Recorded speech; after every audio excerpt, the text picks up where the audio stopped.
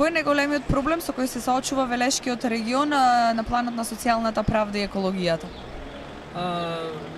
Видите, на планот на социјалната правда дефинитивно рак рана, она што е дефинитивно препознатив знак и за Македонија, тоа е сиромаштијата. Но има уште еден поголем застрашувачки проблем кога се работи за овој сегмент, тоа е сиромашката вработеност. Верувам дека не можем да направим јасна разлика кој е поголемо зло од овие две, да работи за 160-70 евро, каде што е просечната плата во Велес. Сега зборуваме за социјална правда во услови кога потрошувачката кошничка е далеку над 20.000 денари со плата од 160 евро, колку што е просечната во Велес. Е илузорно да разговараме воопшто за социјална правда или да се декларираме како социјална држава. Сиромаштијата само по себе, кога имаме ваква реална економска ситуација во Велес, е најголемото структурно насилство кое што една држава може да го направи кон сопствениот народ и моментално ние сме тиранизирани од страна на ваквата ситуација на кој што верувам дека државата не најде модус или начин да промени и напротив, од година во година се повеќе се продлабочува и социјалниот јаз и јазот помеѓу сиромашните и богатите и оние кои што некогаш тендирале да додат нагоре длабоко и неутешно тонат во длабоко сиромаштво. За екологијата пак, што да ви кажам, еден од најнеразвиените сегменти во Македонија е екологијата. Со самото тоа, ако ви го поставам прашањето дали воопшто ќе се сетите на името и презимето на било кој министар за животна средина во изминатите 25 години, и јасно е колку е развиена екологијата, бидејќи на никој нема да се сетите. Толку е нивниот ангажман 25 години во животната средина на Македонија, она што загрижува дури светот да сопре со својот развој и сите човечки технолошки ресурси од светот да се влеат во Македонија. Само во областа на екологија нас ќе ни треба 30 години за да го достигнеме светското или европското или балканското ниво на еколошки развој. Ето, до толку е девастирана животната средина во Република Македонија.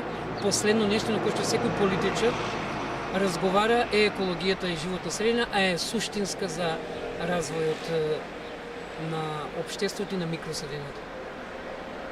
Дали на сметка на зачувувањето на работничките места, како што беше случајот со топилница, треба да се жртвува животната средина или може да се изнајде модул за двете сфери да бидат заштитени?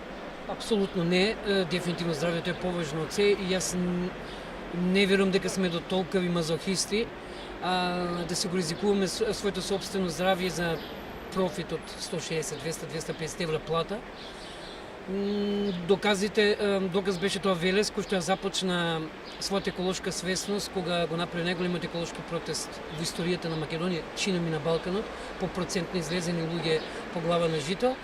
Гевгелија го продолжува на моје огромно задоволство, значи овој народ е и тоа како свесен за собственото здравје или за лошиот вкус на профитот кој што преку скапите реклами му се сервира како идејно излезно решение од сиромаштијата. Значи, ниту нудат излез од сиромаштијата големите корпорации, ниту пак нудат квалитет за зачувување на животната средина.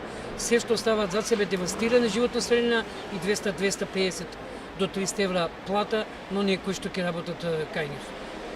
Мислам дека е илузорно да правиме споредба. Апсолутно здравието е поважно од се на светот, а да не разговарам за профитот кој што инака во Македонија е понижувачки.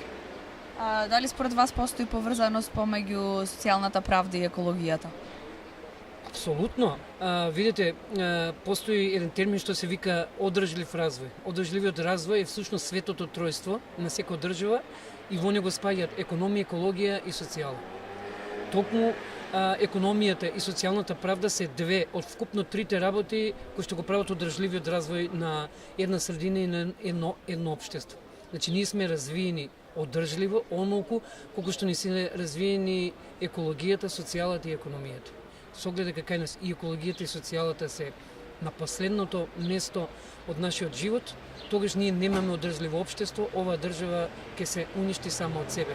Не сме си доволни ние самите, таа веќе одамна е тргната во погрешен правец, ниту пак економијата не влегува во овој одржлив развој, така што јас не претскажувам блескава иднина од еколошки и социјален аспект на оваа држава, тоа значи дека одржливоста ќе нема во следните години, децении и векови, а тоа е тоа што ние треба да им го дадеме нивните генерации.